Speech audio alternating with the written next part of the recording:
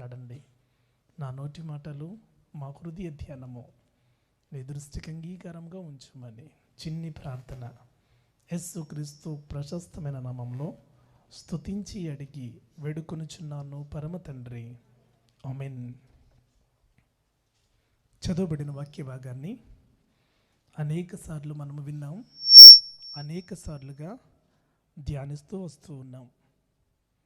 అయితే ఈ రాత్రికాల సమయంలో ప్రభు మనతో ఏది మాట్లాడటానికి ఆయన ఇష్టపడుతూ ఉన్నారో ఆయన చిత్తానికి మన హృదయాలను అప్పగించి ప్రార్థనాపూర్వకంగా కొన్ని నిమిషాలు కలిసి దేవుని మాటలు ధ్యానం చేయడానికి మనము కనిపెడదాం. సృష్టికర్త అయిన దేవుడు ఆయన ఎంతటి పరిశుద్ధుడో మనిషిని కూడా అంతే పరిశుద్ధంగా సృష్టించారు. ఎప్పటి వరకు అంటే మనిషి పాపము చేయనంతటి వరకు, ఆజ్ఞాతిక్రమము చేయనంత వరకు కూడా దేవుడు ఎంతటి పరిశుద్ధుడో మనిషి కూడా అంతే పరిశుద్ధుడు. అయితే ఆజ్ఞాతిక్రమము పాపమైంది. ఆ పాపము పరిపక్వమై మరణాన్ని తీసుకొచ్చింది. ఆ ఆజ్ఞాతిక్రమము ఏదైనా వనములో నుండి వారిని గెంటివేసింది. అట్లాంటి పరిస్థితుల్లో దేవుడు వారికి ఒక మనస్సాక్షినిచ్చాడు. ఆ మనస్సాక్షిలోనే ధర్మశాస్త్రాన్ని పెట్టాడు. అప్పటికింకా ధర్మశాస్త్రం అనేది లేదు, కానీ వారి యొక్క మనస్సాక్షే వారికి ధర్మశాస్త్రంగా దేవుడు ఇచ్చాడు. ధర్మశాస్త్రం లేనప్పటికీ కూడా ఏది తప్పు ఏది రైటు అనే విషయము అర్థము చేసుకునే అట్టి మనస్సాక్షిని దేవుడు వారికి ఇచ్చారు. తర్వాత దినాలలో అక్షరార్థంగా దేవుడు ధర్మశాస్త్రాన్ని ఇచ్చారు. అయితే ఈ ధర్మశాస్త్రము మనిషిని ఎక్కడి వరకు తీసుకుని వెళ్ళగలిగింది అని ఆలోచన చేయగలిగినట్లయితే ఒక గొప్ప ఉదాహరణ, ధర్మశాస్త్రాన్ని మోషే గారు తీసుకొచ్చారు. అయితే ఆ మోషే గారిని ధర్మశాస్త్రం ఎక్కడి వరకు తీసుకుని వచ్చింది అంటే కనాను సరిహద్దుల వరకు తీసుకొచ్చింది తప్ప కనానులో ప్రవేశపెట్టలేకపోయింది. ఏ వ్యక్తి అయితే ధర్మశాస్త్రాన్ని తీసుకొచ్చాడో ఆ వ్యక్తినే కనానులో చేర్చలేకపోయింది ఈ ధర్మశాస్త్రం. కారణం ఏంటి అంటే 106వ సంకీర్తన 32, 33 చరణాల్లో ఒక మాట మనకు కనబడుతూ ఉంటుంది. 106వ సంకీర్తన 32, 33 వచనాలు. మెరీబా జలముల యొద్ద వారు ఆయనకు కోపం పుట్టించిరి, కావున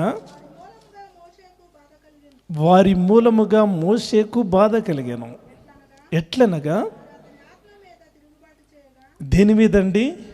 మోషే గారి యొక్క ఆత్మ మీద తిరుగుబాటు చేశారట. ఏం మాట్లాడారంట? కాని మాట మాట్లాడారు. అదేంటన్నది మనందరికీ తెలిసిన విషయమే, చదవవసరం లేదు. కానీ సంఖ్యాకాండ గ్రంథము 20వ అధ్యాయాన్ని మనం ధ్యానం చేయగలిగినట్లయితే అక్కడ వ్రాయబడిన మాట ఏంటంటే, ద్రోహులారా ఈ బండ నుండి నేను మీకు నీళ్లు రప్పించాలా. ఆ మాట అతనేం చేస్తుంది? దేవుని యొక్క పరిశుద్ధతను తోలనాడేటట్లుగా చేసింది. ద్రోహులారా అనే ఒక మాట కనానుకు వెళ్లకుండా ఆయన ఆపేయగలిగింది. నూతన నిబంధనలు కూడా మనకు ఒక విషయాన్ని తెలియజేస్తూ ఉన్నాడు. నీ సహోదరిని నువ్వు ద్వేషిస్తే నీవు నరహంతకుడవే, ఏ నరహంతకు ఎందినను నిత్య జీవము లేదని మీకు తెలుసు అనే మాటలు మనం చూడగలుగుతూ ఉంటాం. అయితే ఆ కాని మాట ఏ వ్యక్తి అయితే ధర్మశాస్త్రాన్ని తీసుకొచ్చాడో ఆ వ్యక్తిని సహితము కనానులో చేర్చలేకపోయింది. సూటిగా చెప్పాలంటే ధర్మశాస్త్రం ఏం చెప్పిందంటే పాపము అంటే ఏంటో చెప్పింది, పాపం యొక్క ప్రతిఫలం ఏంటో చెప్పింది, కానీ ఒక మనిషిని పాపము నుండి విడిపించలేకపోయింది. క్షణక్షణము కూడా నువ్వు చేస్తున్నది తప్పు, నీవి పాపివి అంటూ వేలెత్తు చూపుతూ వచ్చింది, కానీ ఆ పాపము నుండి మనిషిని విడిపించలేకపోయింది. ధర్మశాస్త్రం ఎట్లాంటిదంటే ఒక కాషన్ బోర్డు లాంటిది. మనము రోడ్డు మీద ప్రయాణం చేసుకుంటూ వెళ్తున్నప్పుడు అనేకమైన హెచ్చరిక బోర్డ్స్ కనిపిస్తూ ఉంటాయి. గో స్లో అని చెప్పేసి వ్రాయబడి ఉంటుంది. అది చూసిన వెంటనే మన కారుని మనం ఏం చేయాలి? తప్పకుండా స్లో చేసుకోవాలి. అట్లా కాదు, ఆ బోర్డుతో నాకు పని లేదని చెప్పేసి మనం వేగంగా పోతే ఆ బోర్డు పరిగెత్తుకొచ్చి మనకు రోడ్డు అడ్డంగా నిలబడదు. నేను చెప్పింది ఏదో చెప్పానురా, నీ తెప్పలు నువ్వు పడ ఉంటుంది అంతే. ధర్మశాస్త్రం కూడా అదే చెప్తుంది. నేను చెప్పాల్సింది ఏదో చెప్పాను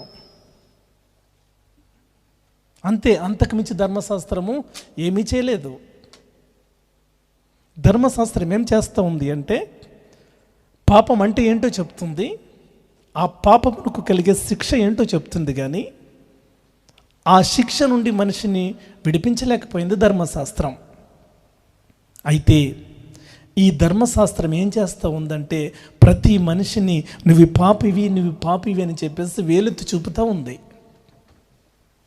దినదినము కూడా ఏం చేస్తూ ఉంది అంటే మనిషి యొక్క శిక్షణది పెంచుతూ ఉంది.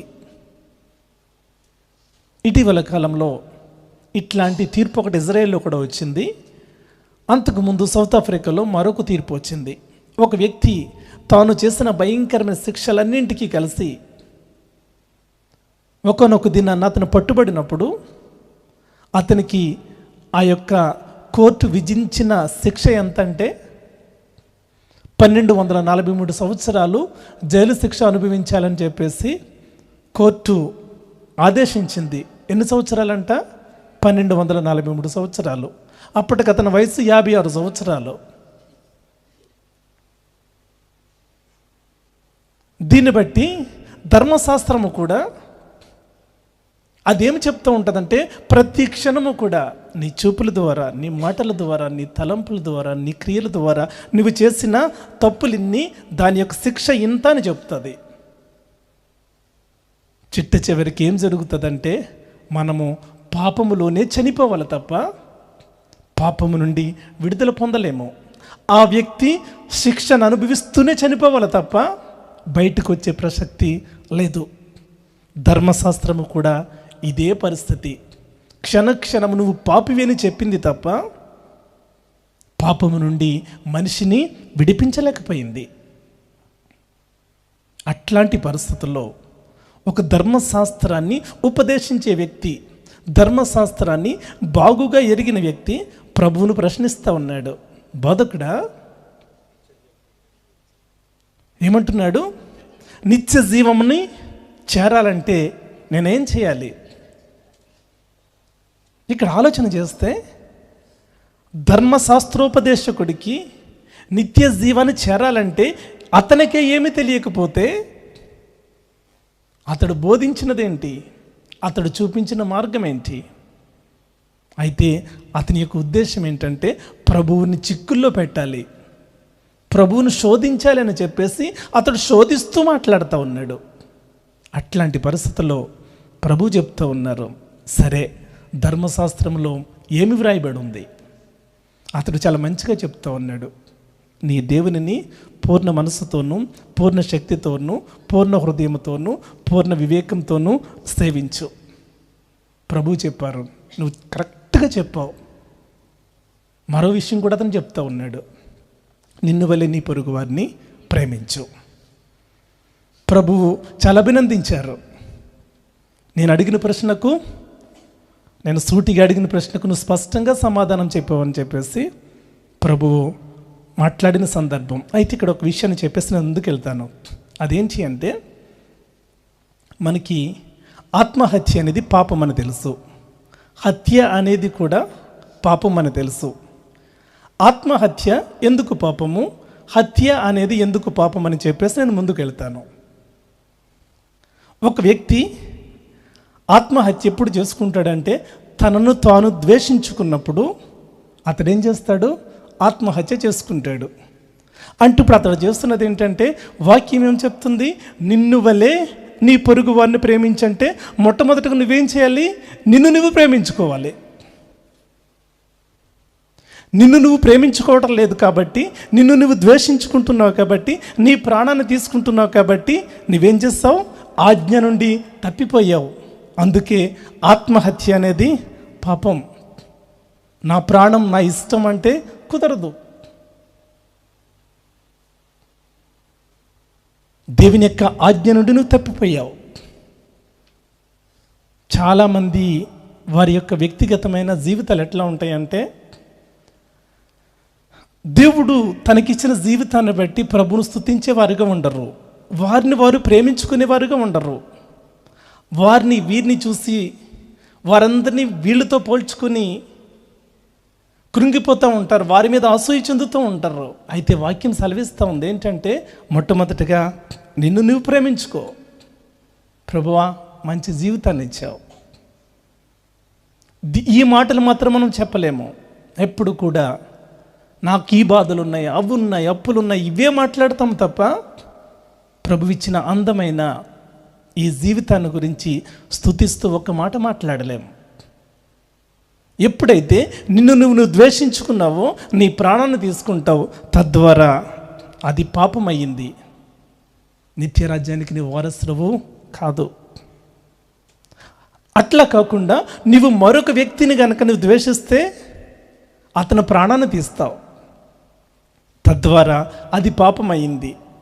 అయితే నీవనొచ్చు, నేను అస్సలు ఎవ్వరు ప్రాణం తీయలేదు, నేను అసలు హంతకుడిని కానే కాదు.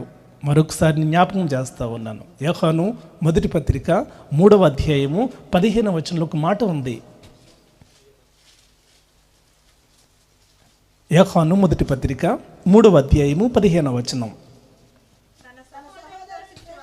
తన సహోదరుని ద్వేషించేవాడు చాలండి. ఇప్పుడు అర్థమైందా? నరహంతకుడు అంటే పీకలే నరక అవసరం లేదు. తన సహోదరిని ద్వేషించేవాడు నరహంతకుడు. ఇప్పుడు ఒక్కరమైనా చెప్పగలమా? ఏదో సందర్భంలో సహోదరుడు అంటే సొంత అన్న సొంత అక్క అని కాదు అక్కడ అర్థం. మనమందరం కూడా సహోదరులము. India is my country, all Indians are my brothers and sisters అంటాం కదా. అందరూ కూడా సహోదరులమే. మనిషిగా జన్మించిన ఏ ఒక్కరిని ద్వేషించినా కానీ మనం నరహంతకులు అవుతాం. కారణం ఏంటి అంటే, మనమందరము కూడా నువ్వు ఏ వ్యక్తినైతే ద్వేషిస్తూ ఉన్నావో ఆ వ్యక్తి కూడా దేవుని యొక్క స్వరూపములోనే ఉన్న వ్యక్తి అనే విషయం గుర్తుపెట్టుకోవాలి.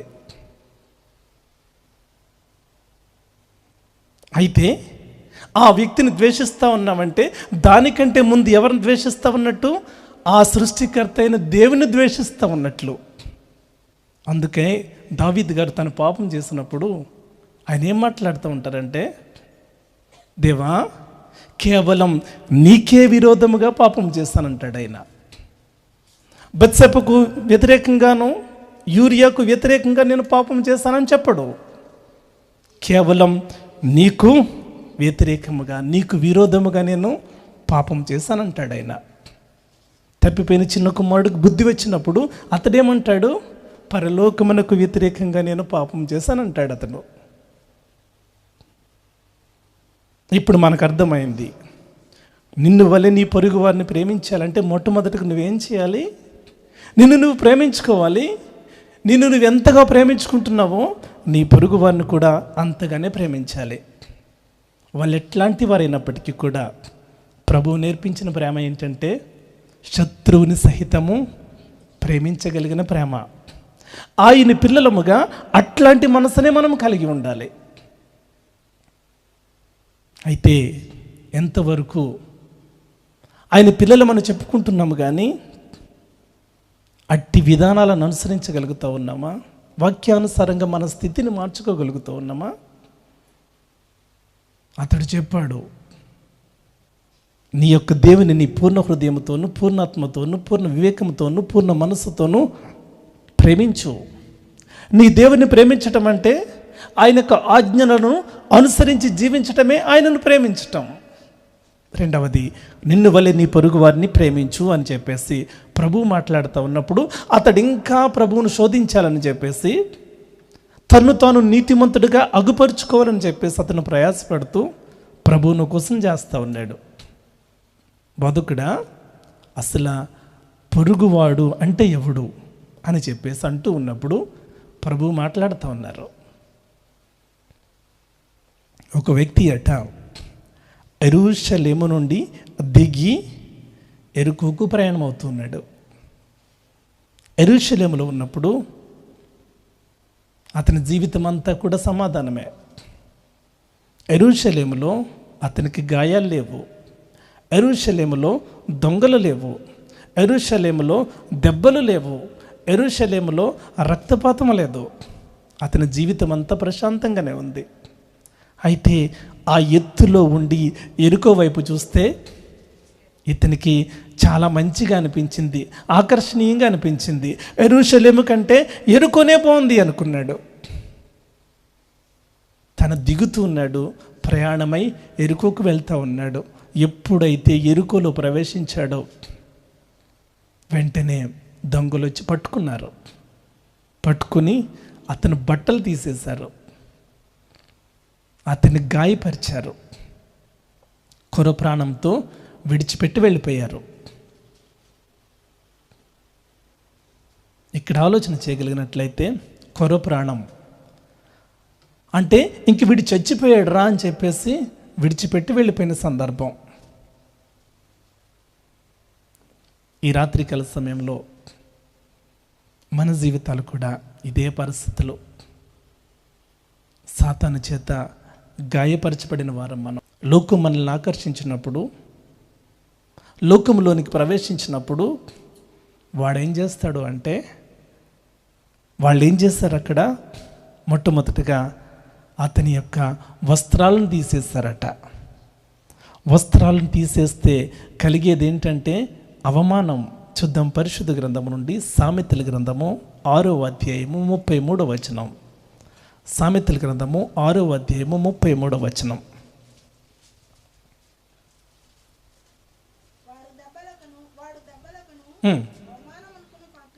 దెబ్బలకును అవమానమునకు పాత్రుడగును. చాలండి. ఇక్కడ ఆలోచన చేయగలిగినట్లయితే ఆ దెబ్బలు, రెండవది అతను కలిగింది ఏంటంట అవమానం, మూడవది అపకీర్తి. యెరూషలేములో ఉన్నంత వరకు కూడా అతనికి రక్తం అంటే తెలియదు. యెరూషలేములో ఉన్నంత వరకు కూడా అతనికి దొంగలంటే తెలియదు. యెరూషలేములో సమాధానకరమైన జీవితాన్ని జీవిస్తూ ఉన్న పరిస్థితుల్లో అయితే దూరపు కొండలు నునుపులా అనిపించాయేమో.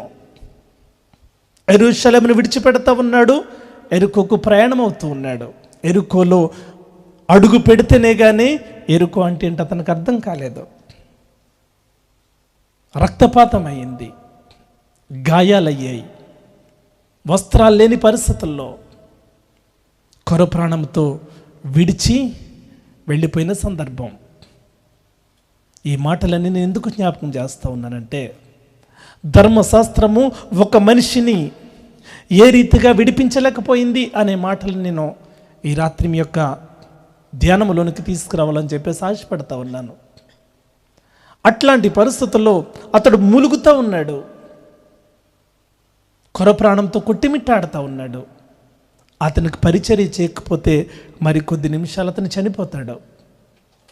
అట్లాంటి పరిస్థితుల్లో ఒక యాజకుడు వెళ్తూ ఉన్నాడు. యాజకుడికి తెలియదా నిన్ను వలె నీ పొరుగు వారిని ప్రేమించు అని? చూశాడు, సరే నాకు ఎందుకులే అనుకున్నాడు, వెళ్ళిపోయాడు. తర్వాత మరలా లేవీయుడు వచ్చాడు, అతడు చూశాడు, నాకెందుకులే అనుకున్నాడు, తన దారిని తను వెళ్ళిపోయాడు. అయితే ప్రియులారా, యాజకుడికి మనస్సాక్షి లేదా, లేవీయుడికి మనస్సాక్షి లేదా అంటే, గాయపడిన వ్యక్తికి కొంచెం సహాయం చేయాలనే దృష్టి వీళ్ళకి లేదా అంటే ఉంది. అయితే ధర్మశాస్త్రము వారికి సహాయం చేయకుండా అడ్డుపడింది. ధర్మశాస్త్రం ఏమని చెప్తూ ఉంటుందంటే, పొలంలో నరకబడిన వ్యక్తిని కానీ శవాన్ని కానీ నీవు ముట్టడానికి వీలు లేదు. ముడితే ఏమవుతారు, మీరు అపవిత్రులైపోతారు. వీళ్ళు అనుకున్నారు, ఎవడో తెలియని వాడి కోసము మేము అపవిత్రులు కావడం ఎందుకు, మరి కొన్ని రోజులు పాలెం వెలుపల మేము ఉండడం ఎందుకు. అయితే నేటి దినాన్ని ఏమైంది? ధర్మశాస్త్రము ఒక మనిషిని కాపాడకుండా ఆపేసింది. నేటికి ధర్మశాస్త్రం యొక్క కట్టుబాట్లలో ఉన్న మనిషి యొక్క జీవితము ఇట్లానే ఉంటా ఉంది. ధర్మశాస్త్రానికి మనిషి బందీ అవుతూ ఉన్నాడు. ధర్మశాస్త్రము మనిషిని పాపము నుంచి విడిపించలేదు. అయితే యూదులకు నేటికి అర్థం కాలేదు. ధర్మశాస్త్రం కింద వారి జీవితాలను వారు కొనసాగిస్తూ ఉన్నారు. అట్లాంటి పరిస్థితుల్లో ఒక వ్యక్తి వస్తూ ఉన్నాడు. అతడు సమరయుడు. అతడు ధర్మశాస్త్రము కింద ఉన్నవాడు కాదు. ఒకవేళ ఏది ఏమైనప్పటికీ కూడా ఎప్పుడైతే ఆ మూలుగులు విన్నాడో అతను చూచాడట. చూచిన వెంటనే అతనికి జాలి కలిగిందట. జాలి కలిగిన తర్వాత ఏం చేశాడు? దగ్గరికి వెళ్ళాడట. తర్వాత ఏం చేస్తూ ఉన్నాడంటే గాయాలను కడతా ఉన్నాడట. నిజంగా మన జీవితంలో ఈ అనుభవాల గుండా మనం సాగిపోతూ ఉన్నప్పుడు కొందరు పరిస్థితులు మనం చూస్తాం. రెండవది ఏం చేస్తామంటే జాలి పడతాం, అంతటితో ఆగిపోద్ది అంతే. ఆపదలో ఉంటే అయ్యో నీ జాలి వారికి ఏదైనా ఒక్క పైసా సహాయం చేయగలదంటే లేదు. అయితే ఈ సమరయుడు ఏం చేస్తూ ఉన్నాడు? చూచాడు. చూచిన తర్వాత అతడు ఏం చేస్తున్నాడు? అంతగా తన హృదయం అంతా చలించిపోయింది. అతడు ఏం చేస్తూ ఉన్నాడు? దగ్గరికి వెళ్తూ ఉన్నాడు. అతని స్థితిని చూస్తూ ఉన్నాడు.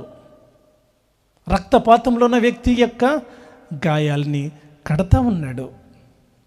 వాస్తవానికి సమరయుడు అక్కడికి వెళ్ళడము అత్యంత ప్రమాదకరం.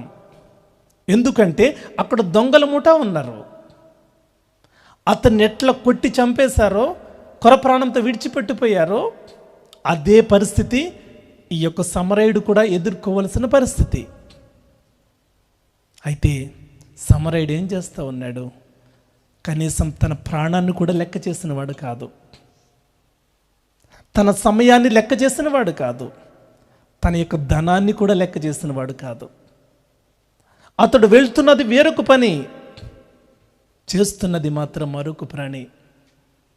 వాస్తవానికి యూదుడైన వ్యక్తి అంటే అతడు చాలా అసహించుకోవాలి.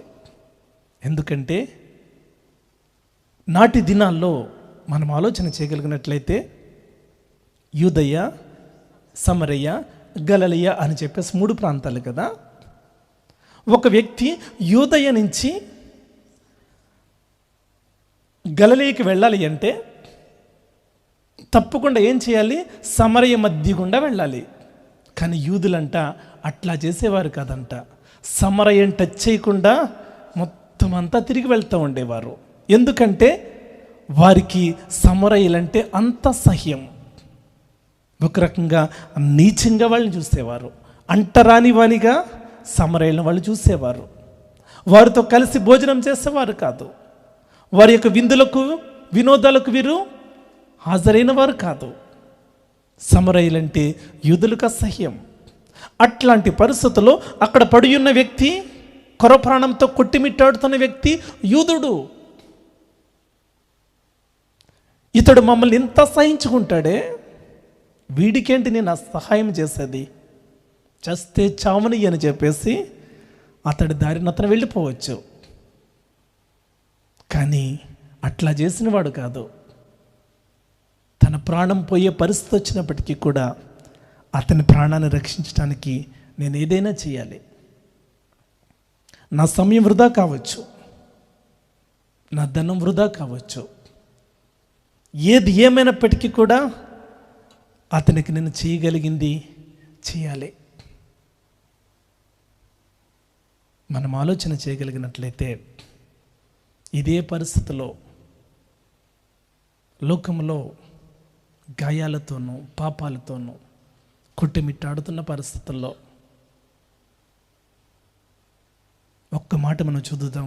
యెషయా గ్రంథము 1వ అధ్యాయము 6వ వచనం. అరకాలు మొదలుకొని అప్ టు బోటం, అస్సలు అరకాలు మొదలుకొని నడినెత్తి వరకు కొంచెమైనను స్వస్థత లేదు. చదవండి.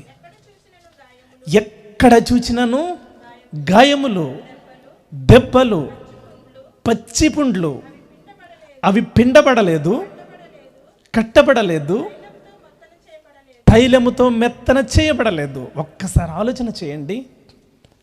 మన చిపుళ్ళు ఎలా ఉంటాయో మనకు తెలుసు. చీమి రక్తం కారుతూ ఉంటుంది. అవి బాధించే బాధ వర్ణనాతీతం. అవి కడుగుబడలేదంట, అవి పిండబడలేదంట, తైలముతో మెత్తన చేయబడలేదంట. అట్లాంటి పరిస్థితుల్లో చూచుచున్న దేవుడు నిన్ను నన్ను చూశారాయన. చూడటమే కాదు, నీ పట్ల నా పట్ల ఆయన జాలిని కలిగి అన్నాడు. అంతటితో ఊరుకోలేదు. అతడు ఏం చేస్తూ ఉన్నాడు? తన మహిమను విడుచుకొని ఈ లోకానికి రిక్త హస్తాలతో నశించిపోతున్న నిన్ను నన్ను, కొర ప్రాణంతో కొట్టిమిట్టాడుతున్న నిన్ను నన్ను రక్షించటానికి ఆయన ఏం చేశాడు? మన దగ్గరకు వచ్చాడట. తన ప్రాణాన్ని విమోచన క్రయధనముగా ఆయన చెల్లించి, ఆయన రక్తముతో మన యొక్క పాపపు గాయాలను కట్టాడట. ఆయన పొందిన దెబ్బలు నీ జీవితానికి, నా జీవితానికి స్వస్థతనిచ్చాయి. ఆ బాటసారి అతని యొక్క ఆదరణ పొందడానికి, ఆశ్రయము పొందడానికి, అతని చేత రక్షించబడ్డానికి అతనుకున్న అర్హత ఏదైనా ఉందా అంటే ఏది లేదే. ప్రభు అయిన యేసుక్రీస్తు అనే ఒక మంచి సమరయుడు, చూచుచున్న దేవుడు, నీ స్థితిని నా స్థితిని చూచిన దేవుడు నిన్ను నన్ను వెతుక్కుంటూ ఈ లోకానికి వచ్చాడు. ఎప్పుడైనా ఆలోచన చేశారా?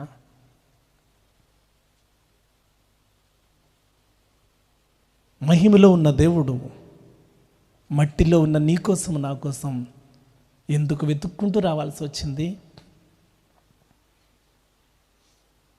అక్కడ ఆ వ్యక్తి చనిపోతే ఈ సమయానికి వచ్చిన నష్టం ఏదైనా ఉందా? లేదే.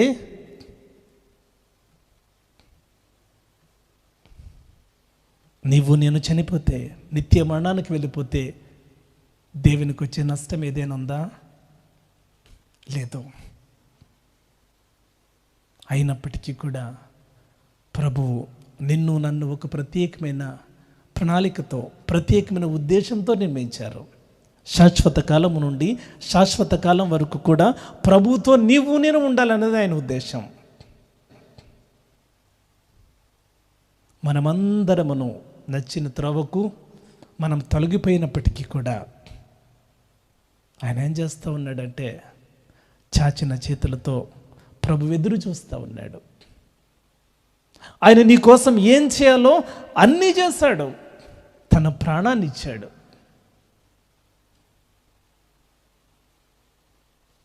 ఈ రాత్రికాల సమయం ఎట్లా ఉన్నాయి? ఆ ధర్మశాస్త్రము ఆ మనిషిని రక్షించలేకపోయింది. ఆ మనిషి యొక్క ప్రాణాన్ని కాపాడడానికి ఆ ధర్మశాస్త్రము అడ్డుగా నిలబడింది. ఆ ధర్మశాస్త్రమే నీకు నాకు శిక్షణ విధించింది. అది ఎంత శిక్ష అంటే, ఎన్ని లక్షల సంవత్సరాలు అయినప్పటికీ కూడా ఆ శిక్ష నుండి నీవు నేను విడిపించబడలేము. అట్లాంటి పరిస్థితుల్లో ధర్మశాస్త్రాన్ని కొట్టివేయడానికి ప్రభువు రాలేదు, కానీ ఆ ధర్మశాస్త్రాన్ని నెరవేర్చడానికి ప్రభువు ఈ లోకంలోనికి రావాల్సి వచ్చింది. ధర్మశాస్త్రము నీకు నాకు విధించిన ఆ శిక్షను ఆయన భుజాల మీద వేసుకుంటూ ఉన్నారు. నీకు బదులుగా ఆ శిక్షను ఆయన అనుభవిస్తూ ఉన్నారు. సర్వమానవాళి యొక్క పాపము సిలువుగా మలచి ఆయన భుజాల మీద పెట్టినప్పుడు ఆ యెరూషలేము వీధుల్లో, ఆ మండు టెండలో ఆ పరిశుద్ధ గొర్రె పిల్ల సాగిపోతూ ఉంది.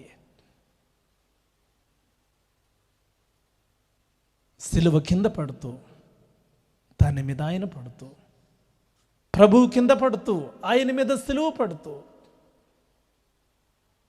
హృదయ విదారకమైన పరిస్థితుల్లో ఆ యాత్ర గొల్గొవ వైపుతూ సాగిపోతూ ఉంది. పిడుగుద్దులు, ఉమ్ములు, శరీరం అంతా కూడా రక్త చాళ్ళ వల్లే దున్నబడిన పరిస్థితి. ఆ యాత్ర గొల్గోతకు చేరింది. ఆ పరిశుద్ధ గొర్రె పిల్ల 3 మేకులతో ఆకాశమునకు భూమికి మధ్యన వేలాడపడుతూ ఉంది.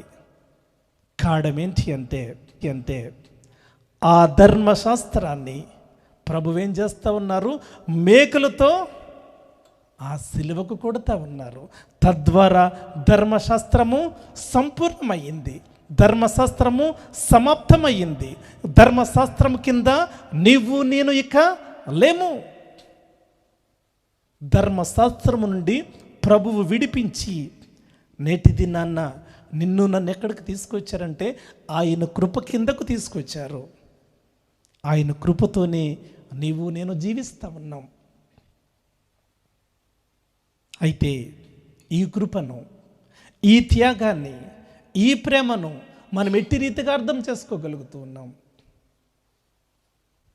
ధర్మశాస్త్రాన్ని నెరవేర్చడానికి నీవు నేను పొందాల్సిన ఆ శిక్షను ప్రభువు తానే భరించి ధర్మశాస్త్రం యొక్క బంధకాల నుంచి నిన్ను నన్ను విడిపించి నిన్ను నన్ను స్వతంత్రునిగా చేసినప్పుడు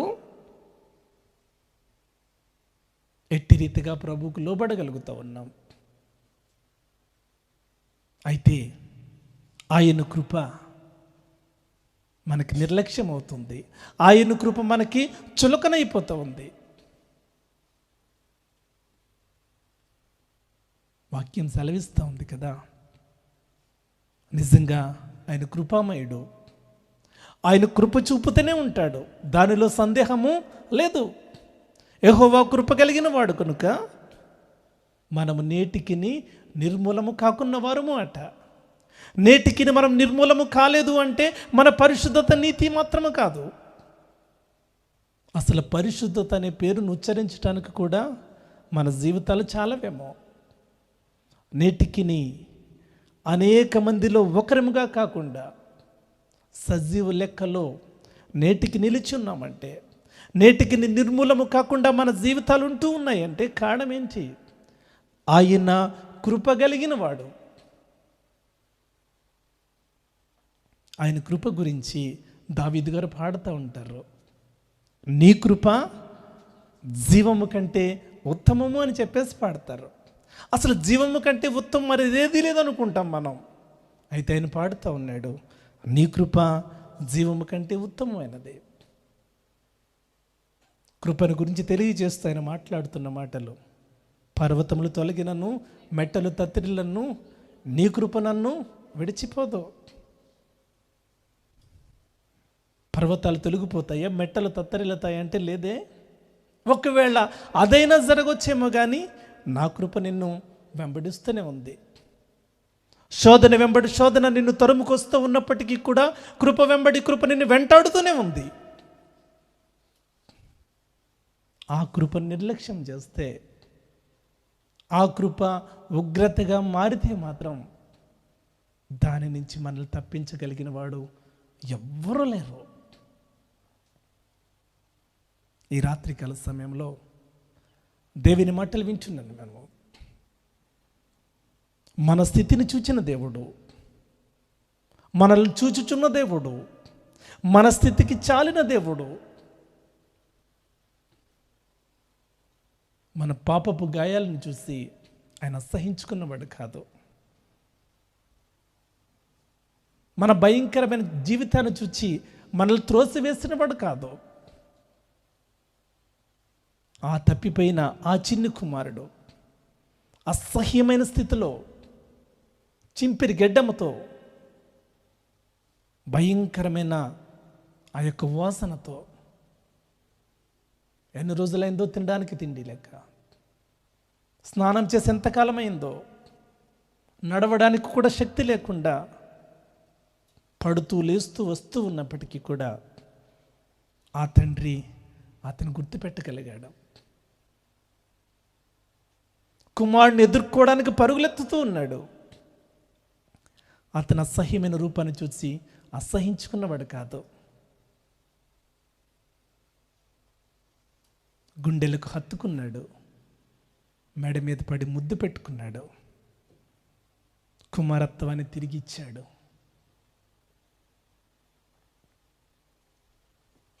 నీ జీవితంలోనూ నా జీవితంలోనూ జరిగింది అదే. మన స్థితిని చూచి ఆయన అసహించుకున్నవాడు కాదు, మన జీవితాలను చూసి ఆయన త్రోసివేసేవాడు కాదు, కానీ దినమెల్లా కూడా చాచిన చేతులతో ప్రభువు నీ కొరకు నా కొరకు ఎదురు చూస్తూ ఉన్నారు. ఏ క్షణాన్నైనా నీకు బుద్ధి వచ్చినప్పుడు తిరిగి వస్తావేమో అని. ఆ తప్పిపోయిన ఆ చిన్న కుమారుడు కూడా అతనికి అర్థం కాలేదు. గతించిన కాలంలో నా జీవితం ఏంటి, నేటి దిన్నన్న నా జీవితం ఏంటి, ఎక్కడ తప్పిపోయాను, ఎక్కడ తప్పిపోయాడు అతనికి అర్థమైంది. తండ్రి ఇంట తప్పిపోయినని అర్థమైనప్పుడు తిరిగి అతడు తండ్రి ఇంటికి వెళ్తూ ఉన్నాడు. వెళ్ళడానికి ఒక తీర్మానం తీసుకొని అక్కడే కూర్చుండిపోలేదు. మన జీవితాలు ఎట్లా ఉంటాయంటే అనేకమైన తీర్మానాలు తీసుకుంటాము, కానీ అడుగు మాత్రం ముందుకు వెయ్యము. ఆ సమరయుడు జాలిపడి ఊరుకోలేదు. అతడేం చేస్తూ ఉన్నాడు, అతని దగ్గరికి వెళ్తూ ఉన్నాడు. ప్రభువు మన స్థితిని చూచి ఆయన సైలెంట్గా పరలోకములో ఉండిపోలేదు. ఆయన ఏం చేస్తూ ఉన్నాడు, మహిమను విడిచి మట్టిలోనికి దిగి వస్తూ ఉన్నాడు. ఈ తీర్మానం మనం చేయగలగాలి. నీ స్థితిని నా స్థితిని చూచిన ప్రభువు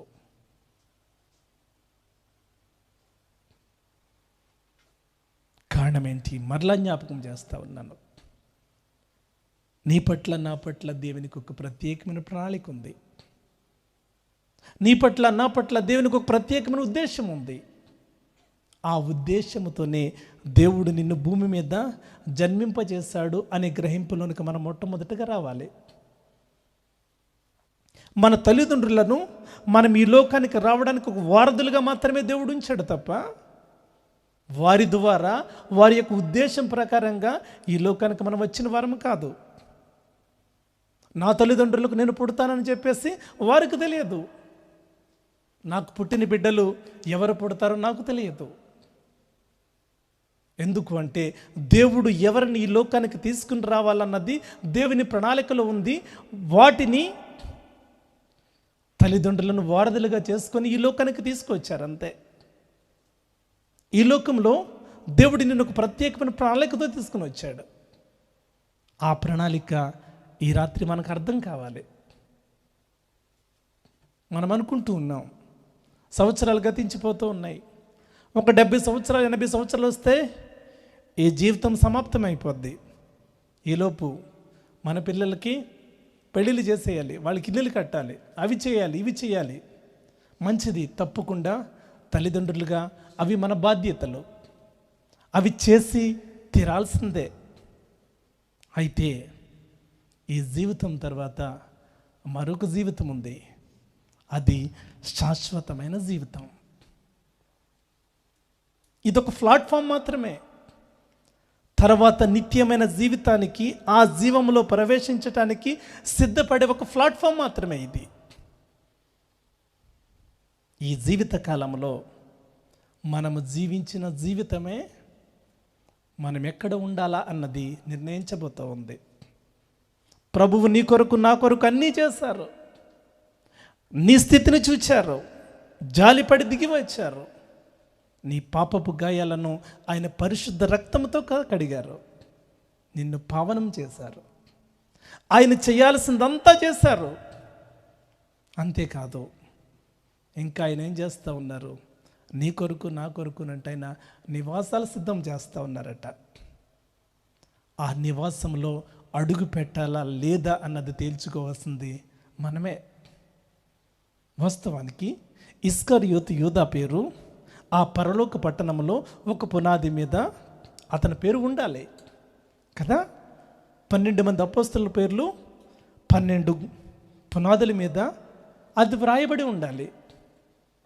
కానీ అతడు ఏం చేస్తూ ఉన్నాడు? అతని చేతులతో ఆ పట్టణం మీద అతని పేరు తుడిపేస్తూ ఉన్నాడు. ఎంత? కేవలం 30 వెండి నాణేలు. ఆ 30 వెండి నాణేలతో అతను సంతోషించాడా? లేదే. అయితే మనం అనుకోవచ్చు, ఇస్కరియోతు గుర్తొచ్చినప్పుడల్లా ఇంతటి భయంకరమైన వ్యక్తి ఎవరైనా ఉంటారా? 30 వెండి నాణేల కోసము దేవుని నమ్మేసుకున్న వ్యక్తి ఎవరైనా ఉంటాడా? 30 వెండి నాణేల కోసము పరలోక రాజ్యాన్ని తృణీకరించిన వ్యక్తి ఎవరైనా ఉంటారా? 30 వెండి నాణేల కోసము ఆ పరలోక పట్టణంలో తన పేరును తుడిపేసుకున్న వారు ఎవరైనా ఉంటారా? వాస్తవానికి ఆలోచన చేయగలిగినట్లయితే ఇస్కరియోతు యూదాను మనం మించిపోయిన వారమే. ఇస్కరియోతు యూదా ఒక్కసారి మాత్రమే ప్రభువును నమ్ముకున్నాడు. కాదు మనకైతే ఒకవేళ ప్రభువు మనకు దొరికితే ముక్కల కోసం గ్రాముల లెక్క నమ్మేస్తాం. అసలు